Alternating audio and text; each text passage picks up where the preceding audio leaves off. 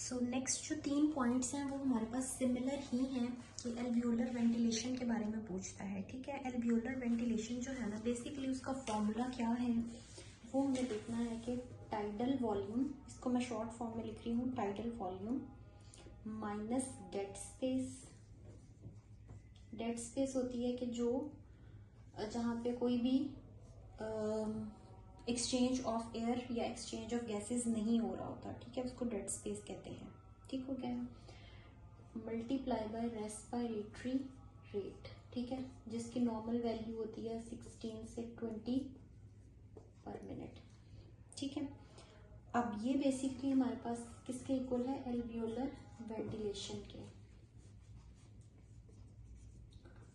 ये इसको definition form में भी पूछ सकता है कि dead space minus tidal volume multiplied by respiratory rates और breaths per minute is equal to alveolar ventilation. या फिर ये थ्योरी फॉर्म में डेफिनेशन और फॉर्मूला किसी भी फॉर्म में पूछा जा सकता है, या इसकी कैलकुलेशन भी आ सकती है जो कि नेक्स्ट 2 पॉइंट्स के अंदर है।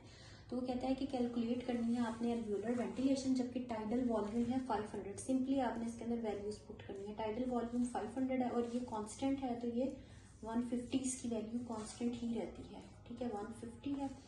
मल्टीप्लाई बाय रेस्पिरेटरी रेट जो उसने दिया होगा 10 दिया है, तो 50 माइनस 500 माइनस 150 कितना हो जाएगा, 350 इंटू 10 होगा 3500। ये हो गई एल्वियोलर वेंटिलेशन। अब जो नेक्स्ट पॉइंट है 9, वो भी सेम ही है कि पर्सन जो है वो इनहेल कर रहा है 500 ml विद ईच ब्रेथ। इसका मतलब है कि ये हमारे पास उसने दिया हुआ है टाइडल वॉल्यूम सेम 500 और रेस्पिरेटरी रेट है 10, तो एल्वियोलर वेंटिलेशन कितनी होगी, 3500 होगी।